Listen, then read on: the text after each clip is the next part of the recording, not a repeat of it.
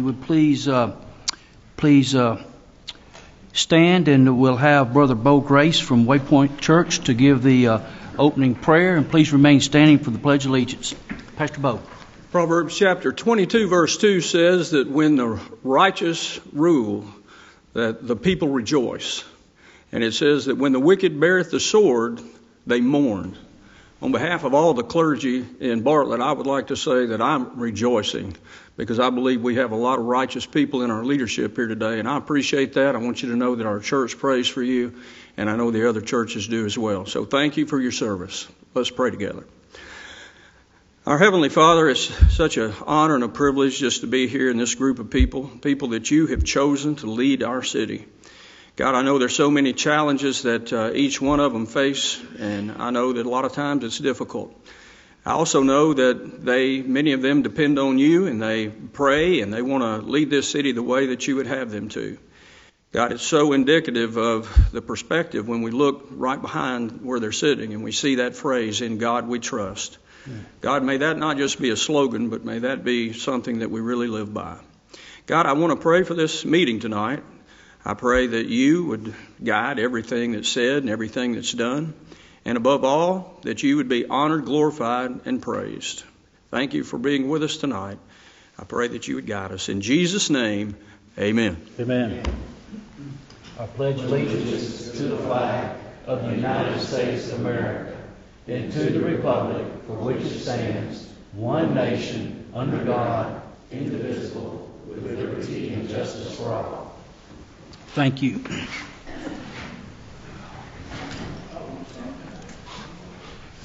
And Pastor Bo, I just want to say thank you for all you do in this community, and we appreciate Waypoint Baptist Church and all of its members. And for future meetings, Ms. Penny, would you read them into the record, please?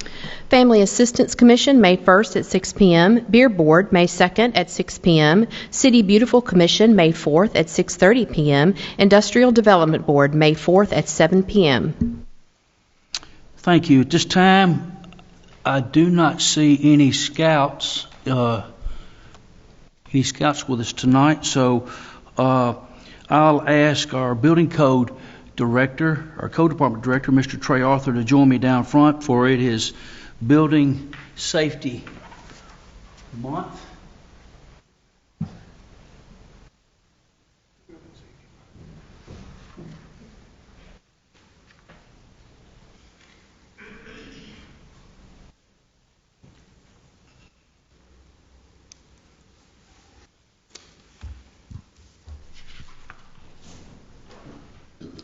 Tonight we have a proclamation that the month of May is Building Safety Month, and Bartlett is committed to recognizing that our growth and strength depends on the safety and essential role of our homes, buildings, and infrastructural play, both in everyday life and when disaster strikes. And our confidence is in the resilience of these buildings that make up our community is achieved through a devotion to vigilant guardians such as building safety, fire prevention officials, architects, engineers, builders, and tradespeople, design professionals, laborers, plumbers, and others in the construction industry who work year-round to ensure the safe construction of the buildings. And these guardians are dedicated members of the International Building Code, a nonprofit that brings together local, state, territorial, and federal officials who are experts in the building environment to create and implement the highest quality codes to protect us in these buildings, where we live, where we learn, where we work, and where we play. And I just want to say, we as a city proclaim the month of May is Building Safety Month, and I'm very thankful that we've got a great building department that does a good job not only applying the codes on new construction, but involved in with our building maintenance and ensuring that we've got everything that we just read in this proclamation. And so tonight, Trey, I'd like to present you with a proclamation from the mayor's office and say thank you for the job y'all have done and the job you'll continue to do. Is there anything you'd like to say? No, thank you, Mayor, for all your support, and thank you, Bartlett. Thank you, Trey.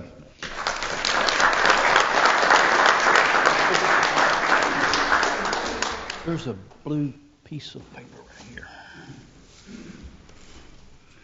This also is another proclamation that the recipient don't know nothing about. It's been very difficult to keep her out of the loop. But the 54th Annual Professional Municipal Clerks Week is coming up next week. And this is a proclamation where the Office of Professional Municipal Clerks, time-honored and vital part of local government, exists throughout the world.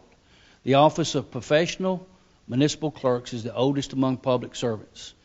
The Office of Professional Municipal Clerks provide professional link between the citizens, local governing bodies, and its agencies of government and other levels.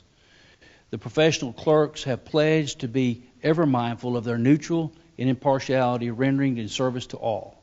The clerk serves as the information center on functions of local government in the community. They continually strive to improve the administration and the affairs of the Office of the Professional Municipal Clerk through participation in education, programs, seminars, workshops, and other annual meetings in their state, province, and county, and the international professional organizations. So I would like this time that our clerk, Ms. Penny Medlock, come up here and join me, please. Madam Clerk.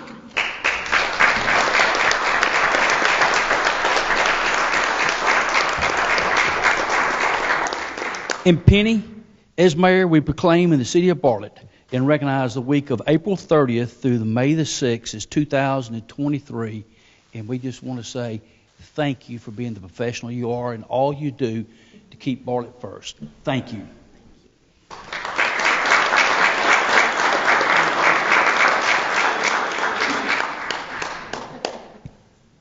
That's a good clerk. She just does her job, does it well.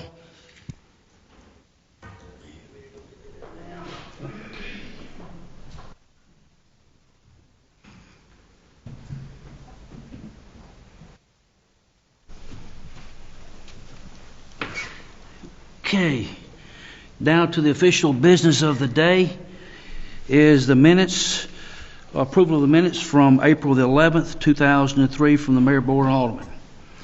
Move we approve. Alderman Jack Young was made the motion and seconded by Mr. Bobby Simmons. Is there any questions, concerns, or discussion on the minutes from April the 11th? Hearing none, Madam Clerk, would you already set the roll? If you would, go to your device. And the minutes are approved unanimously.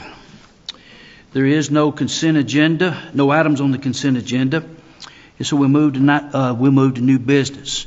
The purchase of one ABI 40230 zero-turn infill groomer, laser grader, and at this time I'd ask Ms. Shannon Chris will come to the podium, please. You said that very well. I don't know that I need to repeat that. Just pause 1 second. I'm going to let Madam Clerk read the second part of that because I don't think I read it.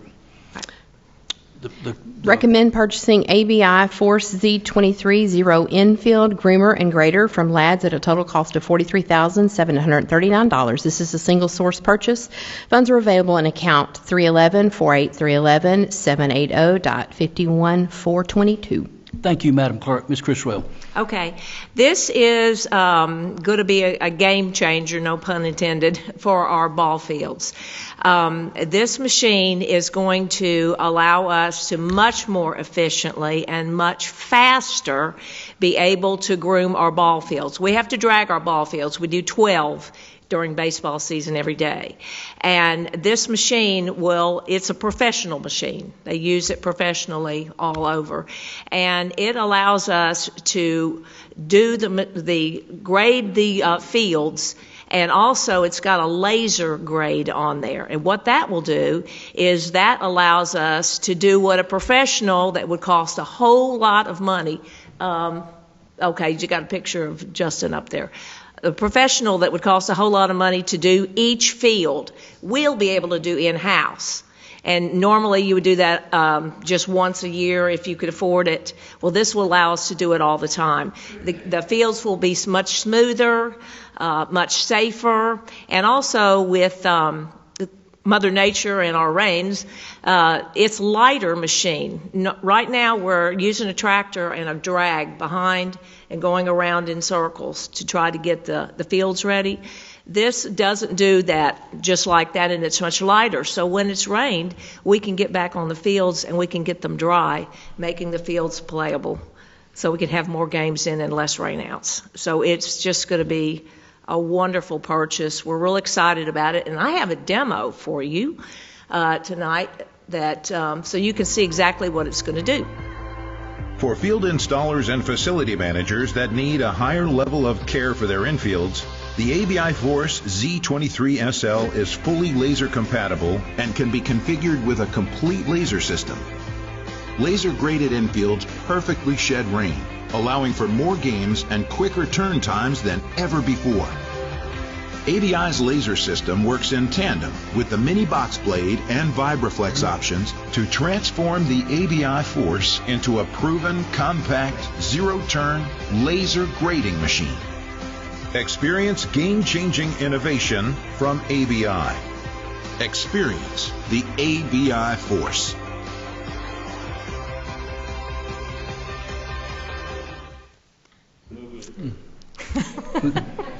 Second. Motion and a second. Any discussion or questions for your director? That was Jack Young. All right. If there seeing no questions from any of the aldermen, Madam Clerk, would you please go to your device and vote? I enjoyed the demo, Shan. Mm-hmm. Motion passes unanimous. So now we move to Madam Clerk. Madam Clerk, would you read item number 2 into the record, please? Resolution 8-23, resolution to amend the fiscal year 2023 general fund budget to provide funds for a fire department ambulance. Mr. Dick Phoebus, Director of Finance.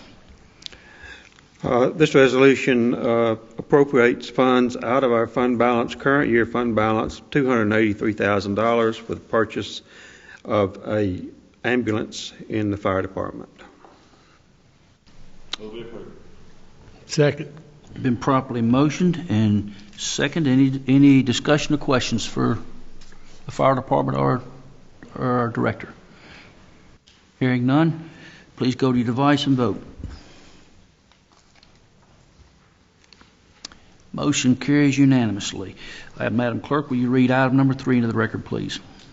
Resolution 9-23, resolution to amend the fiscal year 2023 grant fund budget to provide for appropriation of additional FEMA grant funds. Mr. Dick Phoebus. The fire department has received notice of a $32,000 FEMA grant for assistance to firefighters grant program. The amount of the federal funding will be $29,090.90, and the fire department will match that $2,909.10 out of their fire department budget, and we need to pass this resolution to appropriate the money. Before we move forward, I'd like to give our director, fire department director, Mr. Tommy Gately. Is there anything you'd like to add, Mr. Gately? Thank you, Mayor. The replacement mannequin is going to be a mannequin that replaces one we previously received in early 2000 on grant funding, and this one's going to be what they consider a high-fidelity mannequin, where it has lifelike characteristics where our men and women can train in-house on things such as vascular access, cardiac rhythms, even providing quality on CPR about rate and depth. So it's going to be an upgrade to the training that we're able to provide, and we appreciate the opportunity to apply for grants with the funding y'all support us. So thank you. Any comment you'd like to make on item number 2 while you're up here? The truck. No, we've had a rough run last year with some ambulances and some incidents, and just the fleet's getting a little bit older. So a newer piece of equipment, also being able to get it a little bit sooner, is going to be a greater value for us. So we appreciate the support in that as well. Thank you. Tommy. So, at this time, Chair would entertain a motion. Move we approve. Properly motioned by Alderman Young and properly seconded by Alderman Brad King. Is there any discussion for either the finance director or the director? Hearing no questions. Mayor, Yes, sir. I have one correction. The second number on that page should be 90 cents instead of 10 cents. I just want to make that correction. Okay. Y'all understanding what he's... Yeah. Okay, good deal. So, been properly motioned. Is there any questions? So, hearing no questions, please go to the device and vote, please.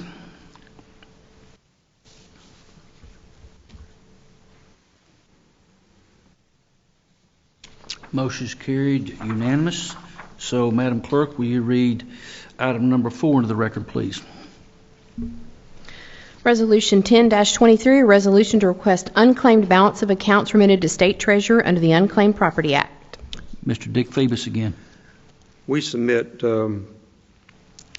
unclaimed property to the State of Tennessee Treasurer's Office on an annual basis. The two items we're talking about in this resolution happen to be for October 21 and October of 20. It's really checks that have come back to us, been submitted or remitted to certain people or organizations, and they haven't been cashed, so we turn it over to the State Department of Treasury. And after it's been there for so long, we can request the money comes back to us. And this resolution does that. The total amount of $7,329.77 that we're asking to be refunded to the city. And of course, if any of these claims are questioned in the future, if somebody else comes forward and say, yes, that's my money, then we'll have it on deposit for them to get paid at that time. Okay, at this time, Chair would entertain a motion. Motion made by Alderman Griffith and seconded by Alderman Jack Young, or Vice Mayor Jack Young. We move to questions. Any questions for Mr. Phoebus from the board? Seeing no questions from the board, Madam Clerk and Alderman, please go to your device and cast your vote.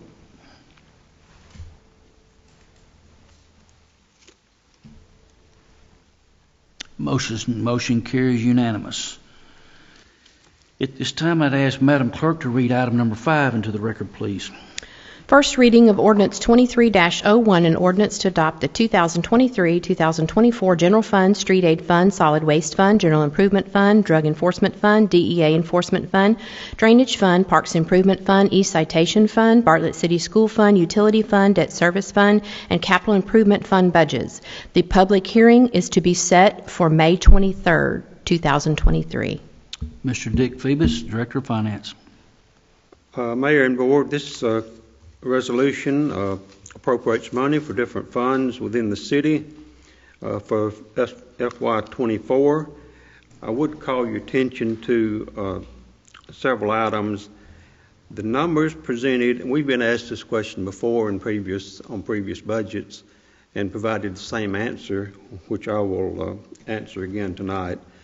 Some of the department's numbers that are on the ordinance differ from what's in the budget summary, and for that, the reason for that is the budget summary nets any revenue that the departments receive during the year to their expenditures. So the expenditures noted in the budget document here is less than what's on the budget ordinance. We appropriate gross amounts on the budget ordinance. The departments affected are community affairs, city court, personnel, police department, Public Works, and Parks and Recreation. Of course, they get fees during the year that are netted against expenditures. And the revenues, of course, is the same way. We show net revenues here, but gross revenues in the budget. So at this time, I would ask that you entertain a motion to adopt Ordinance 2301 on first reading to appropriate funds for the various departments in the city. And I also note that on page 50 of the budget document handouts on the website is the FY24 proposed budget for the school department. And I understand they met last Thursday. Is that correct? This Thursday. Oh, they're meeting. Okay, they're meeting this Thursday. And I've got on good opinion that it will be passed, will be adopted. So Dick might add that we'll catch the school budget up in the second reading, and in between now and our second reading, I'll have Dr. Stevens in to give an explanation for the school board budget. But as just was stated, their board is not even approving that budget until Thursday night of this week. So that meeting is forthcoming and forthwith. So thank you, Dick. I would ask that if there's any motions be made that Move we approve and set the public hearing. and set the public hearing for whatever date we set the public May hearing. the 23rd. May the 23rd, I'm sorry.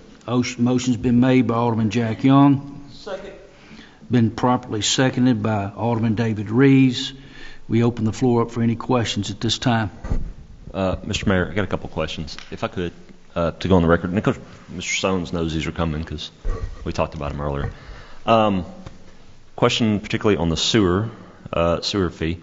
I had some folks reach out to me, specifically those who have not had sewer extended into their community, very concerned that we're going up on a sewer fee and they don't have sewer. But my understanding is that they are not charged a sewer fee on their water bill at this point. So, and in this instance, what we're looking to do is move the cost associated with sewer maintenance out of the sewer fund and not really move any money out of the general fund to cover that anymore. So really, at the end of the day, their property taxes aren't really being levied against the sewer in this scenario. The only thing that's paying for sewer is coming out of the sewer fund. So really, there's really no impact to that group of people specifically with this. They're not paying for sewer fees anyway, correct? Yes, that's correct. There'll be no impact whatsoever. Okay. The other thing specifically around sewer is that obviously some folks got annexed, and the plan of service for sewer, I don't know what the disposition is across the city, but obviously that's still a kind of a sore spot. So I'm really interested, kind of long term, what is the plan surrounding? Are we going to install sewer in those communities? Or are we just going to let them continue to have their septic tank and that's going to be it? So I'm really interested in that. This has come up several times, particularly within this conversation. So I'm kind of interested long term what that looks like. But my understanding is these folks are not paying sewer fees anyway. They're not going up. But what we're doing is we're going to pay for sewer out of the sewer fee, and we shouldn't be appropriating any money out of general fund, which comes from property taxes primarily, right? So I'd like to rebut just one thing. Steve, is for those that city services has been extended to them and they're not using those services, you're paying $1.80 a month is a fee there. These new fees would not apply to you. You would continue at the rate of $1.80 that you've been paying until such time. And for I've been told through an engineering department in the previous administration that at such time that they do tie on, we will give them credit for all the months they paid $1.80 toward fees, and when they do decide to put in when they do decide to connect to the city. Yeah. And anything else you'd like to rebut,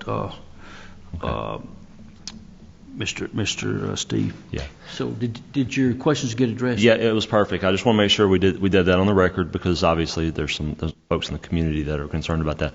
There's a couple things I just want to point out about the sewer. I'm not a big fan of raising fees, but we have structural issues that we got to fix.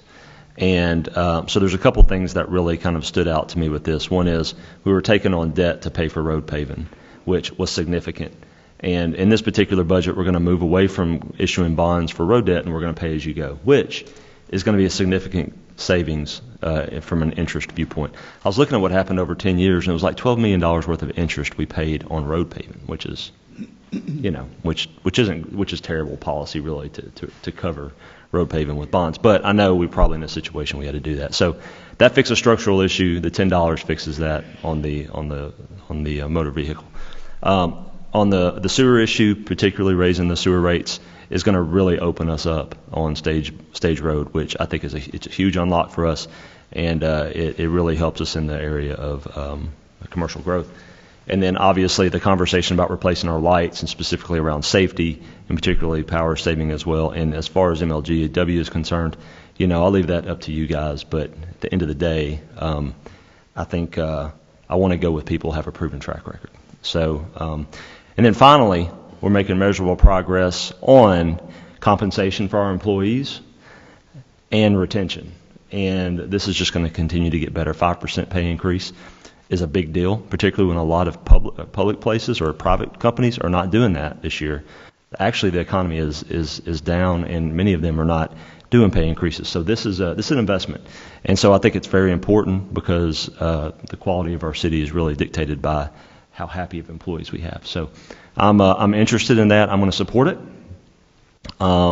even the fees, because I think they make sense. And we're fixing structural issues that are going to have long-term return on investment, which ultimately, hopefully, keeps pressure off our property tax rate, which is what people can't stand to pay. And so hopefully this will fix that, and we will really continue to make progress. So thank you, Mr. Mayor. Thank you for a great budget and a budget cycle. We have 3 readings. So this can go a full month, and we can fix things in between if anything comes up. Right. Thank you for your comments, Alderman Rees. I'd like to say just one other comment, that in this current budget, that is going to generate, if passed, it will generate a reoccurring revenue of about $2.6 million. And one of the concerns that we had, the reason we presented to the board, is to try to hire a third party to analyze all of our streets.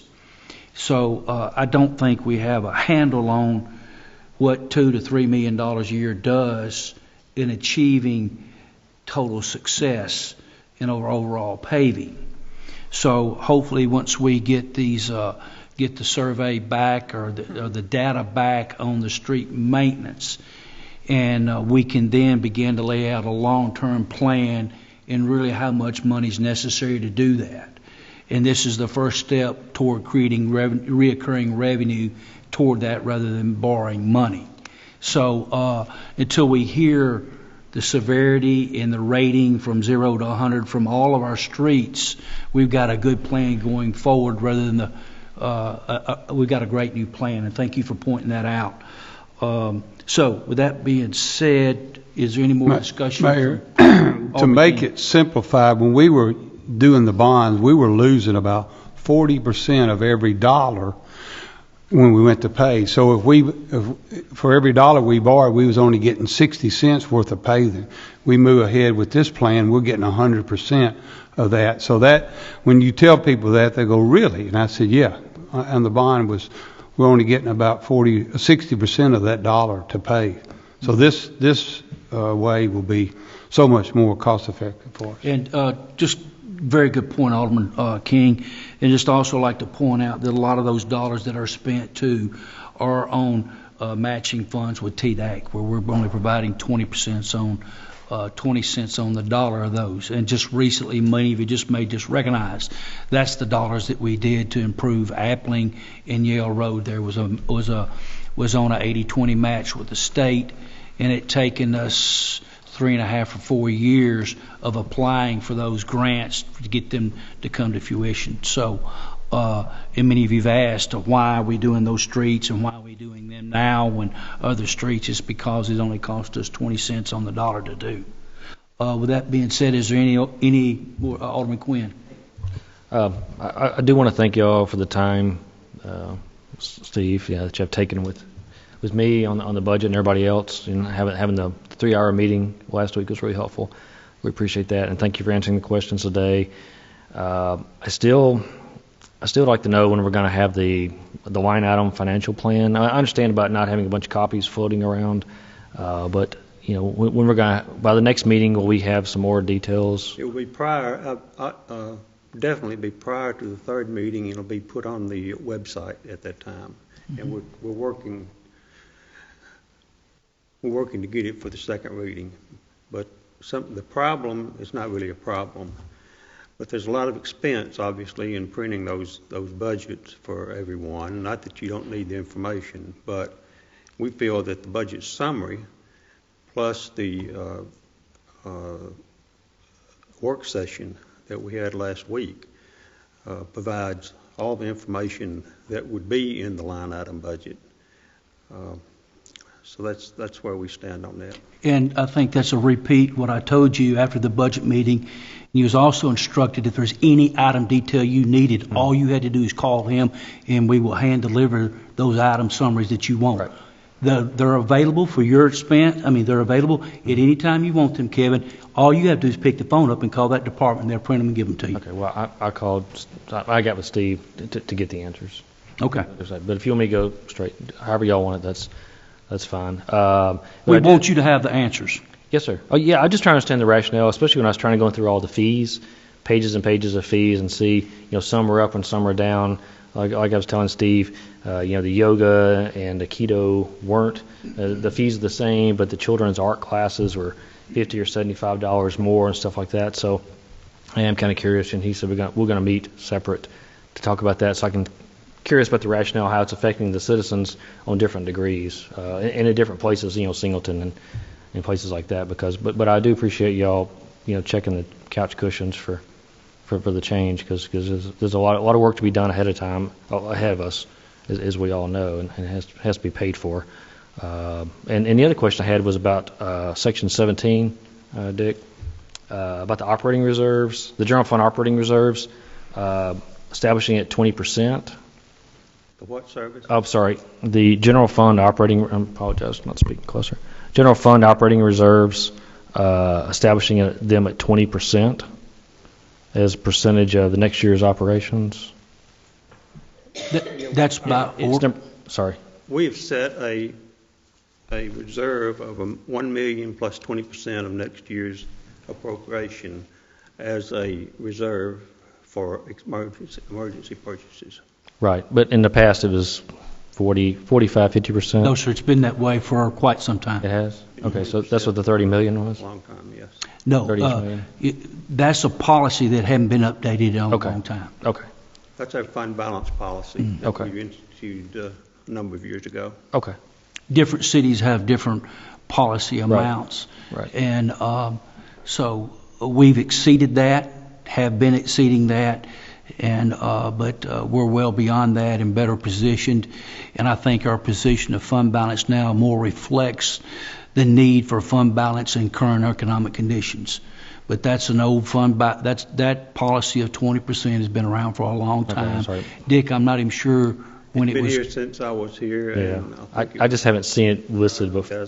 Well, I could see why you asked the question where it's placed in there. Yes, sir. It would bring up a good question. It's a great question, but that's an old ordinance that we've been abiding by, and we've exceeded for some time, that really reflects where the economic needs in a fund balance is. I totally agree. I always thought it was really high in the past. It had, and so I'm fine with that. I just wanted to see.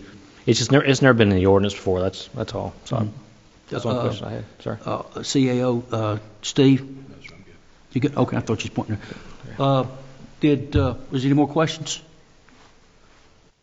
Hearing no more questions, Madam Clerk, will you please present the roll and go to your device and vote, please?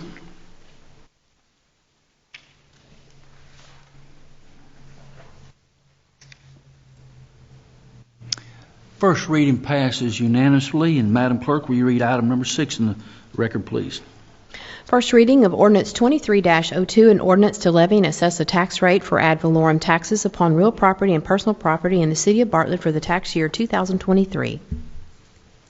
Mr. Phoebus. As read, this resolution adopts a tax rate for next year, and it's $1.73 per hundred of real and personal property. It's the same rate we've had for the last 2 years, I believe.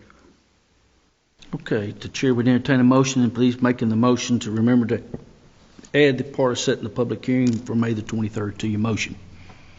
Move we approve and set a public hearing for April 23rd or whatever, May 23rd or 23rd. whatever date you said. Been properly motioned. Is it? And it was seconded by Alderman Robert Griffin. And if you would go to your device. I've got a question. I'm sorry. Questions. So Discussion. This is for the CAO or for Dick, either one. What is 1 cent getting us from a revenue viewpoint on the property tax rate? Ask that again, I'm sorry. What revenue are we getting per cent? I mean, is it 160,000, 150,000? 170. 160,000 per penny. 60,000. So let me ask you a question, given regarding what he asked earlier about the operating reserves being at 20%. What does state law require in operating reserves in terms of amount? No, it's stated in the fund balance. See, it's different for each city. Is there something that the controller is going to come in?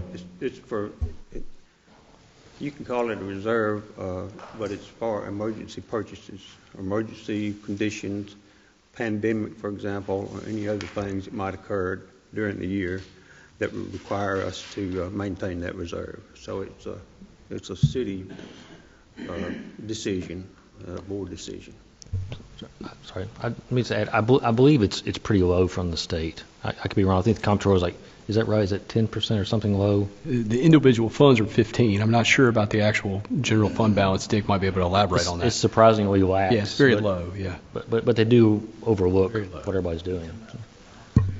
So the only reason why I bring it up is, and I'm not saying this does exist, I know you guys have put the best effort into it, but we just raised some fees. Can we not give a cent back to our people? You know, I mean, given, and I'm going to leave this at your discretion, but you know, one of the things that we do a lot of times, we're pretty much tax hawks when it comes to where we can cut it, we can. And I'm asking, do we have any wiggle room to give a cent or two back to our people, since we're raising fees and we're kind of moving things around structurally? So something to think about. I'm going to vote for this, but I want you to look at that between now and the next meeting and see if we can work something up. Okay, that's all I'm looking for. Duly noted. And as you'll notice that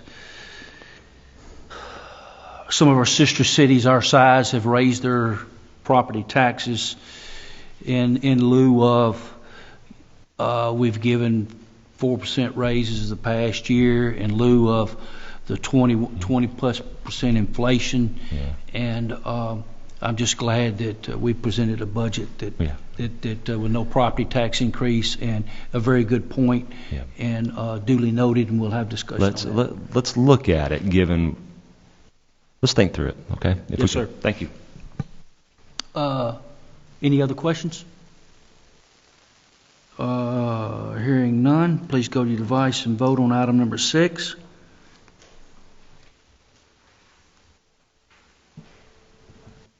Motion carries unanimously. And so we'll move to, thank you, Mr. Phoebus.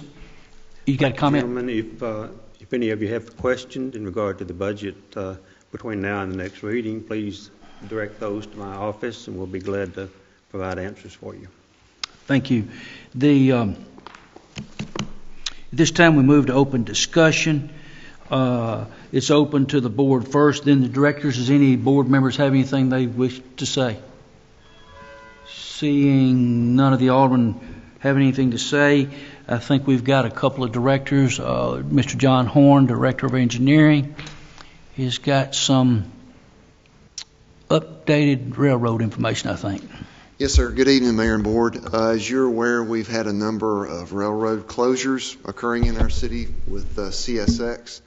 We've got another one that'll begin, what we're being told, Thursday, the 5 Point intersection that we all refer to at Broadway and Centralia and Memphis Arlington.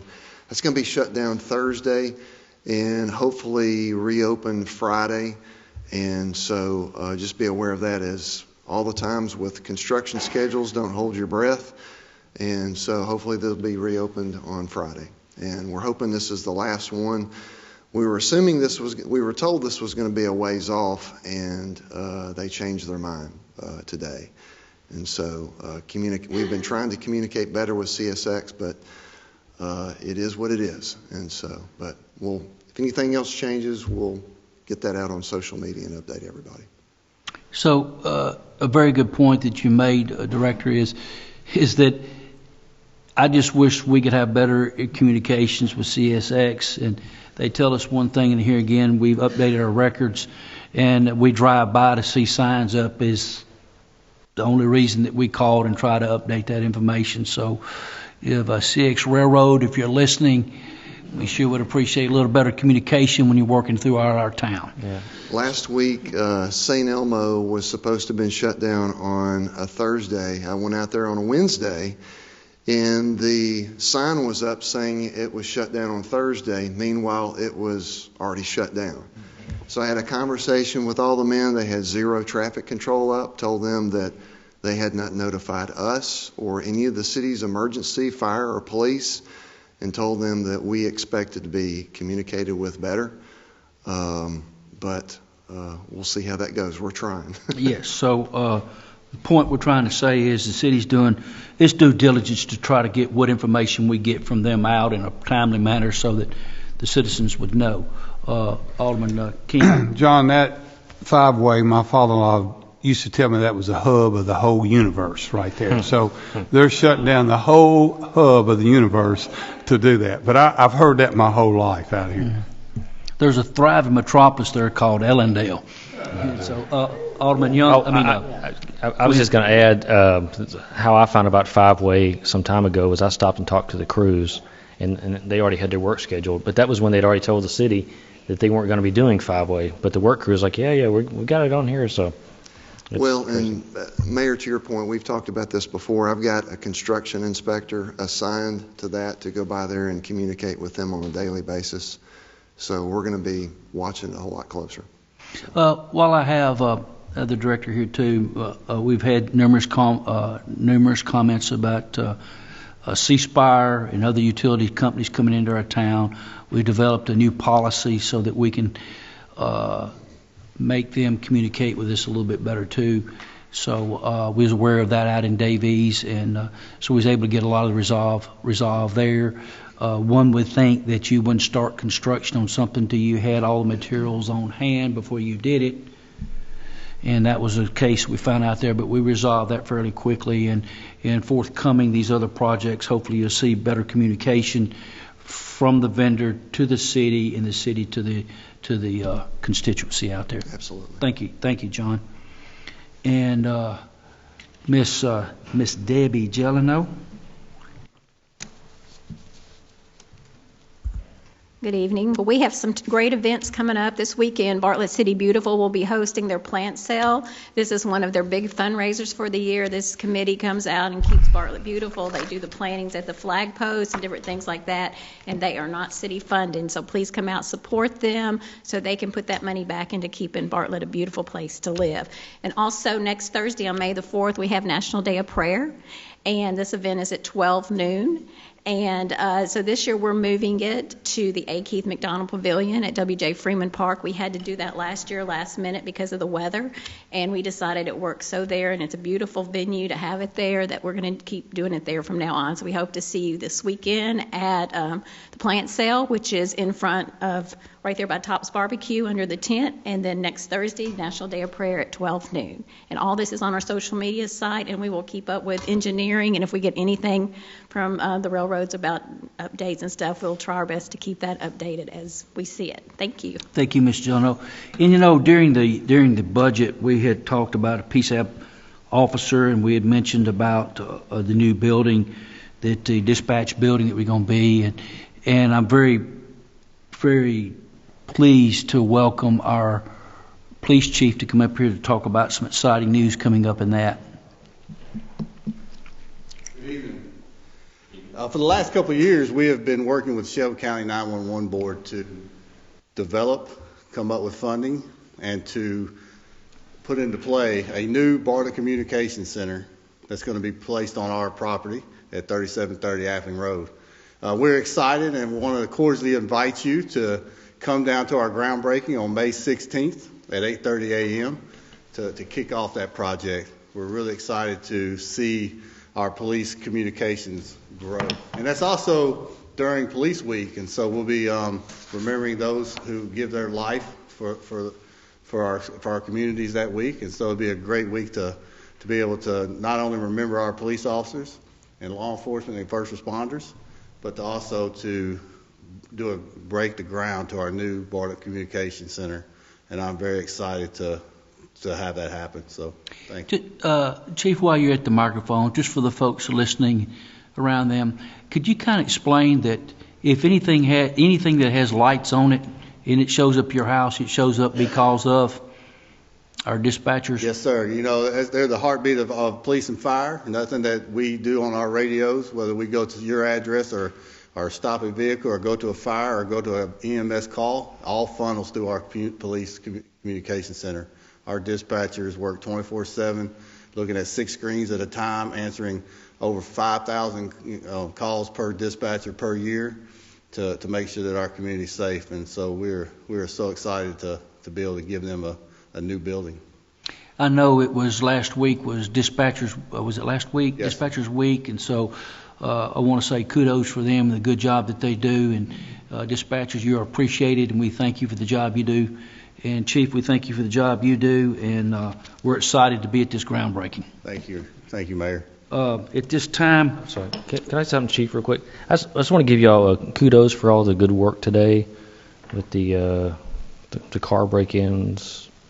Oh, thank you. At the church. Appreciate it. We were able to take some suspects into custody for some break-ins this afternoon for car break-ins without incident. In just minutes. Like just minutes. Yeah.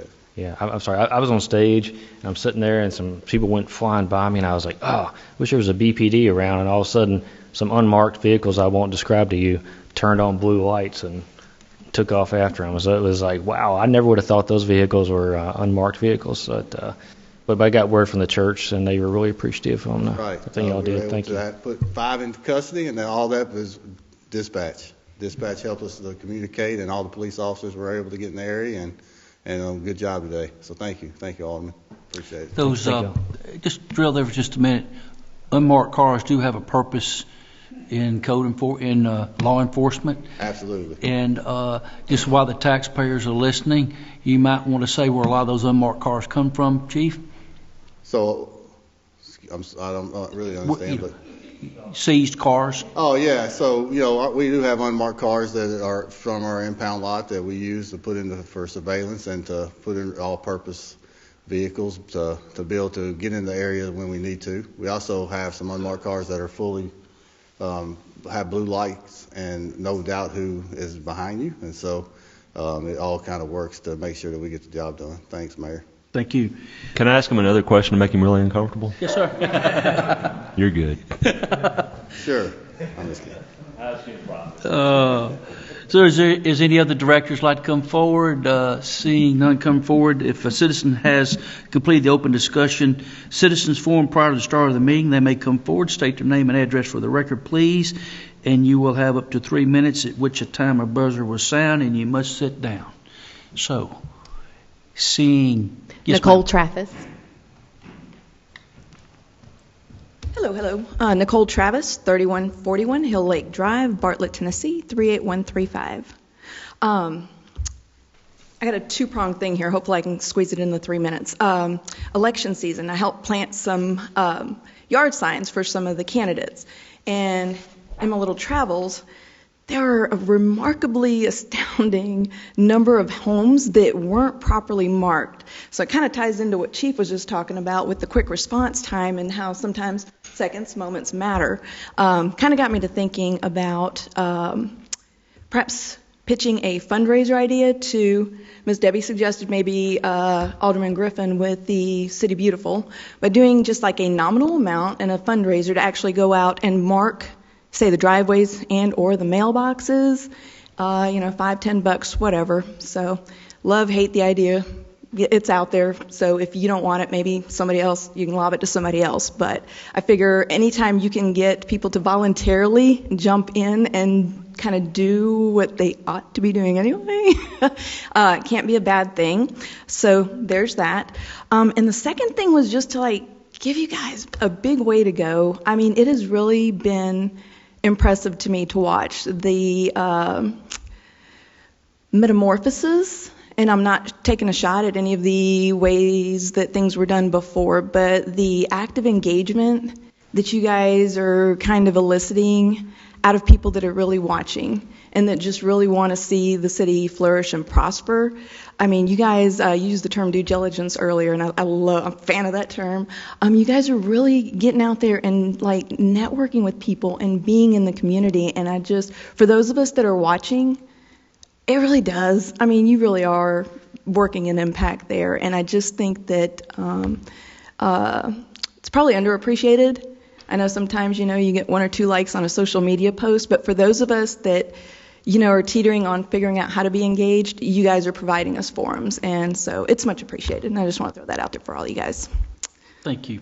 I just make one comment that y'all may want to talk to Boy Scouts, because a lot of Boy Scouts do fundraisers going around and spray painting addresses on the curb. Is anyone else like to come forward? Seeing no other citizen coming forward, this chair would entertain a motion to adjourn this meeting. So moved. Been properly motioned and second. Meeting adjourned.